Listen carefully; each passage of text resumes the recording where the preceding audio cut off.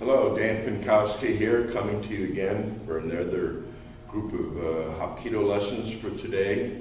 I'm here in Shenzhen, China. Got a little different room in here. Our fight club here that we have a boxing ring, a full-size mat, Fairtex heavy bags, Wing Chun dubbing, striking pads, Muay Thai pads, Taekwondo pads. This is a little mat room here where they run the Taekwondo program. We have heavy weights in the back. This is right next to my house. I mean, I don't even have to get in a car. I just walk less than a half a block and I'm here. So it's kind of a nice setup for me. What I want to go into today is some aspects. We're going to continue on with these lesson plans. All of this is basically for 9th GUP, your first level white belt to yellow belt or white belt to whatever color you're doing, but basically from 10th GUP to 9th GUP. Traditionally, to get to your first level, a lot of people push people in 6 weeks, 2 days a week. Basically, we want to be realistically, it's about a 4-month period, maybe 5-month period to your first level completion. And that's actually training at least an hour and a half, 3 times a week on a consecutive basis. A lot of people push this and issue yellow belts or 9th GUP a little bit sooner. I don't recommend it because actually you're watering down the art, and it's, basically when I was training, we only had white belt, yellow belt, blue, brown, and black. We didn't have all of these colors, and to get to your first level, past your first level, was 6 months. So it was some time involved, but without that, let's further ado, let's go into this lesson plan for today. Today I want to talk about cutting. Now, don't get it confused with chopping. I mean, there's chopping, cutting, pushing, pulling, pounding. They're all different energy waves and they're all different frequencies. Cutting is very much, if somebody has a knife, they're going to slash it and act like a cut, and it's a cutting motion. Don't get this confused with chopping. A lot of people, when they practice this, they stop, such as a chop, and this is basically coming from the sword where it's a full follow through. So basically we don't want to stop. Once it flies, we just let it go. There's no stopping 3 inches from your opponent, anything like that. This is self-defense. Once you let it fly, boom, it's going to go.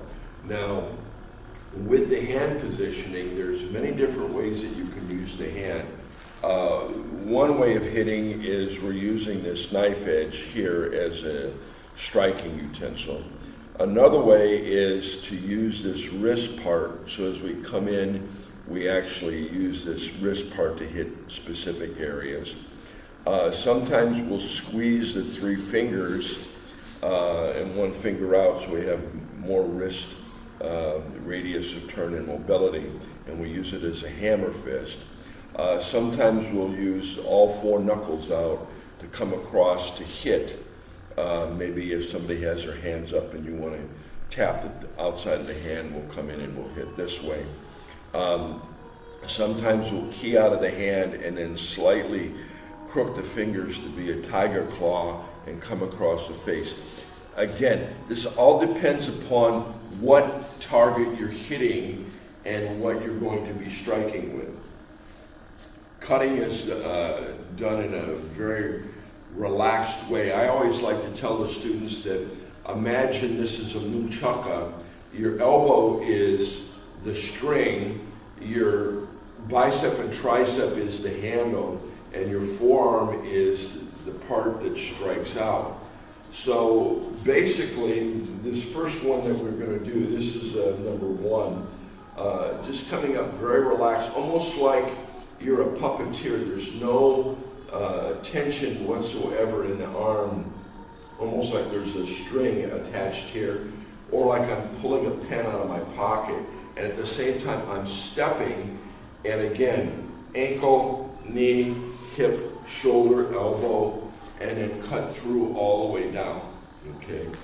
So again, coming up and cutting down and through, and back again, and up and cutting through. One of the things that I want to talk about, though, also, is a lot of students who come in here and they stop.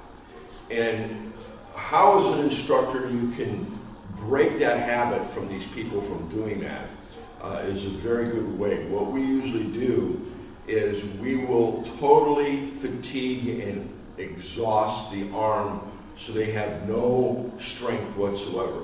And that is done by doing a lot of push-ups, a lot around the arms, back and forth until their arms are just totally wasted, exhausted, so they can't use any energy. And this way they have to use their body to let the technique come through, because they're not going to be stopping with the motion because their muscles are totally exhausted. So you instructors that do this, you know, sometimes I come in and you'll have students that will be doing this, and they'll be stopping halfway through, and you go, well, how do I break them of that habit? Well, what you do is you run the whole class through a series of arm exercises that totally fatigue and waste their arms, and then immediately after you go into cutting technique, and you'll be surprised what kind of results you get out of that. Again, when I'm cutting, I want to make sure, again, it's always coming from the body projects the arm, and then it cuts through, okay? This part here, hitting with the heel, that is usually used for hitting into the inner part of the jaw area here, is very good. Using the knife hand is for the neck and also to separate the ribs. Hammer strike is for coming down. If you're going to hit the head, you use a hammer. You don't use your knuckles. You break your knuckles. Like the head is hard, so we use a hammer fist. A lot of different ways. When I have my assistant here, Kitty, from Russia, I'll be making a whole video series on the areas that hit with the cutting technique and how that's done.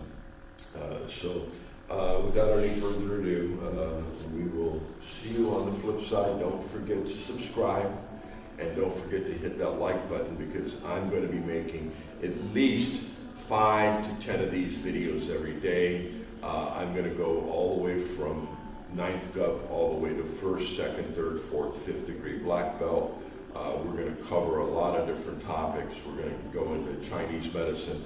I'm actually going to go to some Chinese massage places and medical places to show you what they're doing and make some videos of that. I'm here in China heading up the Hapkido of China. If you guys ever want to come here, this is a great place to be. I live in Wutong Mountain. Kung Fu is everywhere. It's kind of cool. So we will catch you on the flip side. And again, like and subscribe. Dan Pinkowski, Hapkido of China. We'll see you soon.